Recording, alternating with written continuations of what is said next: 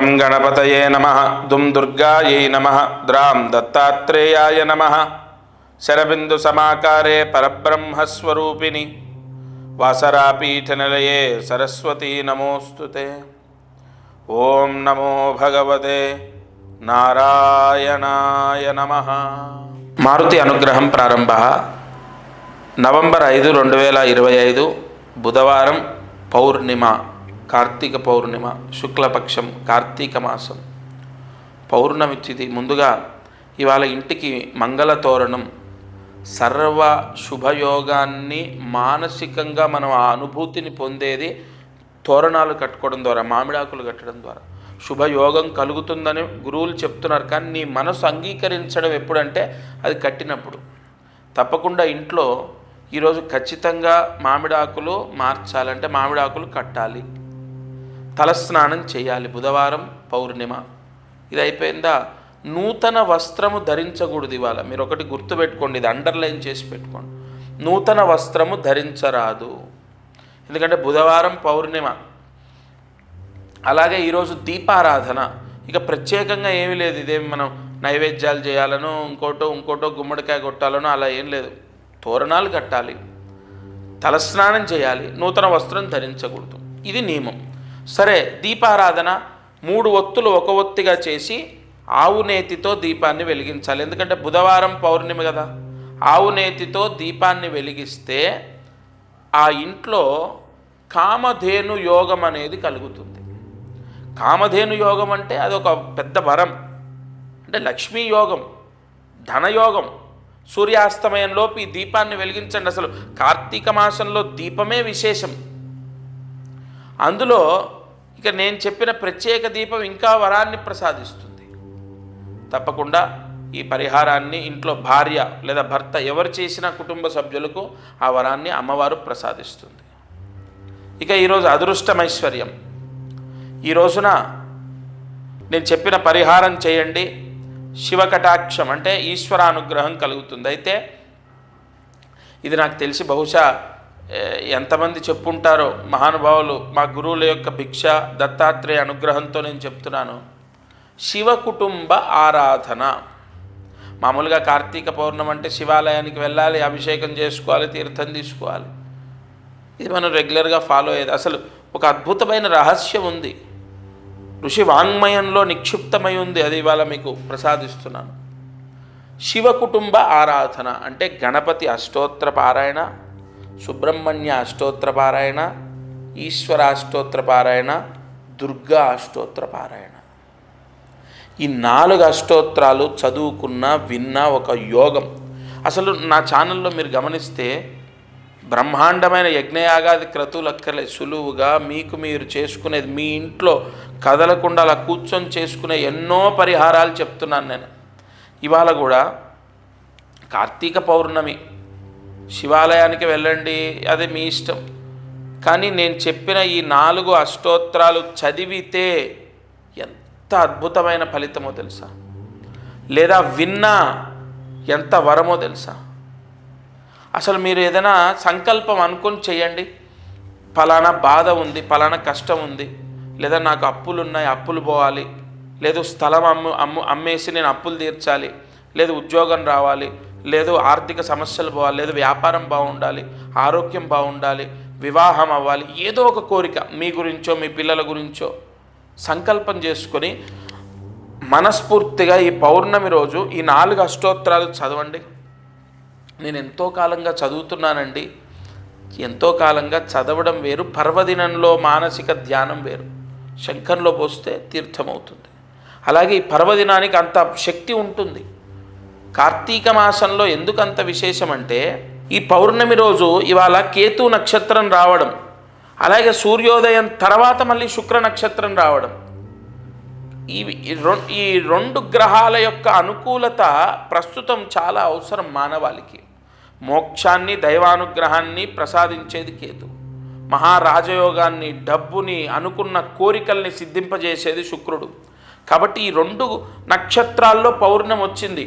ఈరోజు నేను చెప్పిన ఈ అష్టోత్తర పారాయణ ఎంతో వరాన్ని ఇస్తుంది. అయితే ఒకటి, ఇది చేసిన తర్వాత 4 అష్టోత్తరాలు పారాయణ అయిన తర్వాత ఒక కొబ్బరికాయ తీసుకొని మీ ఇంటికి దిష్టి తీసి మీరు ఇంటి బయట కొట్టాలి. ఇది రాత్రి పడుకునేటప్పుడు చేయొచ్చు, సాయంత్రం చేయొచ్చు, లేదా ఈ పారాయణ అయిపోగానే చేయొచ్చు. ఇది ఎందుకు ఈ ప్రత్యేకంగా ఇది చెప్పాను అంటే, శుక్రుడు ఈ నెలలో రవి నీచ స్థానంలో రవి ప్రవేశం జరుగుతుంది. రవితో శుక్రుడి కలయిక జరుగుతోంది ఈ నెల. మనకు మూఢ్యం మూఢాలని కూడా వస్తున్నాయి. ఈ నెగిటివ్ అనేది ఇంట్లో ఉండకుండా నెగిటివ్ దోషాన్ని తీసేసేటటువంటి యోగం, ఒక దిష్టి తీసి కొట్టడం అనేది అది మనకు ఒక నెగిటివ్ దోషాన్ని తీసేస్తుంది. ఇది మీరు రాత్రి పడుకునే లోపు చేయాలి. తప్పకుండా కార్తీక పౌర్ణమి రోజు శివాలయానికి వెళ్ళడమో, దీపారాధన చేయడమో, శివ కళ్యాణం చూడడమో మీరు అవన్నీ చేసుకోండి, మీ ఇష్టం. ఇది మాత్రం ఖచ్చితంగా చేసుకోండి, శుభయోగాన్ని పొందుతారు. ఈరోజు కార్యసిద్ధి మంత్రం.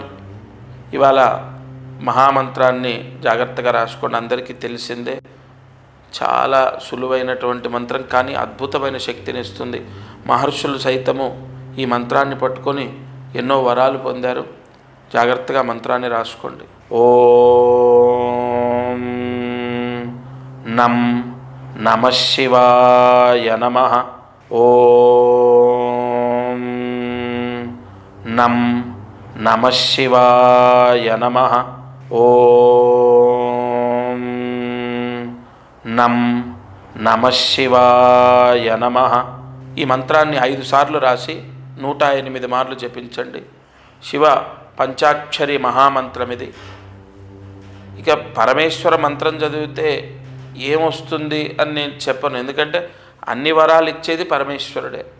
మీ సకల కోరికలు సిద్ధిస్తాయి కార్తీక మాసంలో. అయితే ఇక్కడ ఒక అద్భుతమైన రహస్యం ఏమిటంటే, మహర్షులు మనకు తెలియచెప్పినటువంటిది, దీపారాధన చేస్తూ ఈ మంత్రాన్ని చదివినా, స్నానం చేస్తూ ఈ మంత్రాన్ని చదివినా, అలాగే దీపం వెలిగించిన తర్వాత ఈ మంత్రాన్ని చదివినా మామూలుగా వచ్చే ఫలితానికన్నా 10 రెట్లు ఫలితం వస్తుంది. ఒకటి స్నానం చేసేటప్పుడు, ఎందుకంటే పాంచభౌతిక శుద్ధి అవుతుంది. రెండోది దీపారాధన చేస్తున్నప్పుడు, ఎందుకంటే కార్తీక దీపం విశేషం. మూడోది దీపారాధన చేసిన తర్వాత మామూలుగా చేసుకునే. ఈ 3 కాలాల్లో ఎప్పుడు చేసినా మామూలుగా చేసిన దానికి 10 ఫలితం వస్తుంది. చాలా సంతోషం. ఇక మారుతి అనుగ్రహంలో మనం ఎన్నో విషయాలను తెలుసుకుంటున్నాం. ప్రతిరోజు ఒక దీపారాధన గురించి ఎంతో వివరంగా నేను చెప్పడం గల కారణం, దీపారాధనతో అష్టైశ్వర్యాలు పొందిన కుటుంబాలు ఎన్నో ఉన్నాయి నాకు తెలిసినవే. నా వయసు ఎంత, నా పరిజ్ఞానం ఎంత, అటువంటి నాకు తెలిసినవే ఎన్నో ఉంటే మహానుభావులు మా గురువులు ఎంతమందిని ఉద్ధరించారు. సరే, నేను ఒక పరిహారం చెప్తున్నాను కదా, ప్రతిరోజు అదృష్టం ఐశ్వర్యంలో చెప్తూనే ఉన్నాను. త్రికోణ భస్మ స్నానము. కార్తీక అమావాస్య నవంబర్ 20వ తారీఖు విశాఖ నక్షత్రం గురువారం రావటం, గురువు నక్షత్రం రావటం, అమావాస్య ఖచ్చితంగా కార్తీక అమావాస్య రోజు త్రికోణ భస్మ స్నానం చేస్తే అంతులేని ఐశ్వర్యం. ఇది ఎందుకు నేను ఇంత మనసులోంచి మాటని వాడుతున్నాను అంటే, ఆ మాట అలా ఎందుకు చెప్తున్నానంటే, కొన్ని ముహూర్తాలు అంత యోగాన్ని, అంత వరాన్ని ఇస్తాయి. అబ్బాయికి ఉద్యోగం రావాలి, లేదా వివాహం అవ్వాలి, అమ్మాయికో అబ్బాయికో పెళ్ళి అవ్వాలి, అమ్మాయికో అబ్బాయికో ఉద్యోగం రావాలి, లేదు పాప ప్రక్షాళన. ఇదంతా కాదు, పాప ప్రక్షాళన అవుతుందండి త్రికోణ భస్మ స్నానం చేస్తే. ధనయోగము, వ్యాపార యోగం, ఉద్యోగ యోగం, మానసిక ప్రశాంతత, కుటుంబ సౌఖ్యము, సంతాన యోగం, విద్యాయోగం, విదేశీ యోగం, ఇలా ఒకటి కాదు. ఏ వ్యక్తి అయితే తనకు తానుగా కోరికని కోరుకొని త్రికోణ భస్మ స్నానం చేస్తాడో ఆ వరాన్ని పొందుతారు. తప్పకుండా నవంబర్ 20వ తారీఖు రోజు ఈ త్రికోణ భస్మ స్నానం చేయాలి. అది ఎలా చేయాలి? ఒక త్రికోణ భస్మం అని నేను పంపిస్తాను. అది ఇంట్లో మీ ఇంట్లో మీరు నీళ్ళలో కలుపుకొని స్నానం చేయాలి. అయితే ఎవరికి వారే, ఇప్పుడు ఉదాహరణకు పైన మన ఇంటి పైన ట్యాంక్ ఉంటుంది, ఆ ట్యాంకులో కలిపేసి అందరం చేస్తాం. అలా కాదండి, అలా కాదంటే నన్ను ఒక ఆవిడ పాపం అమాయకంగా ఆవిడ ప్రశ్న వేశారు. పాపం ఏం తెలుసు, కానీ నేను వివరంగా అమ్మా అలా కాదు, మంత్రించే త్రికోణ భస్మం అంటే కుటుంబంలో నలుగురున్నా ఒకే గోత్రమైన ఎవరిది వారికే, ఎవరి కర్మ వారిదే, ఎవరి ప్రాయశ్చిత్తం వారిదే కదా. తండ్రి ప్రభుత్వ ఉద్యోగం, కొడుకుకు ఖచ్చితంగా ప్రభుత్వ ఉద్యోగం వస్తుందని గ్యారంటీ లేదు కదా. తండ్రి ఒక పెద్ద సూపర్ స్టార్, అలాగని కొడుకు కూడా అలాగే అవుతారని లేదు కదా. లేదు తండ్రి ఒక పెద్ద దానకర్ణుడు, కొడుకు అలా ఉంటాడని లేదు కదా. ఎవరి కర్మ అనుసారైనా వాళ్ళు అనుభవించే ప్రాయశ్చిత్తం వాళ్ళదే.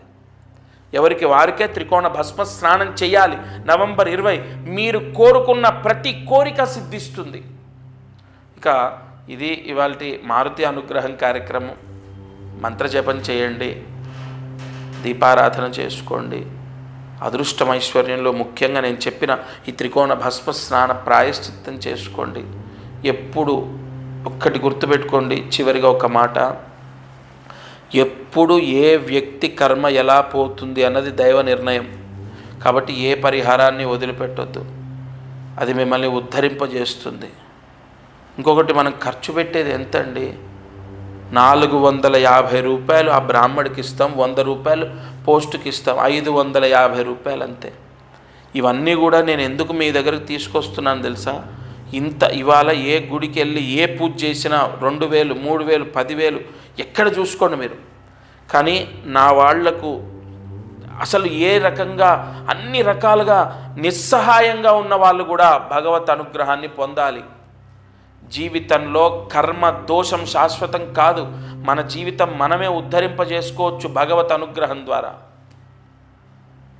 అందరూ బాగుండాలి. దత్తార్పణమస్తు.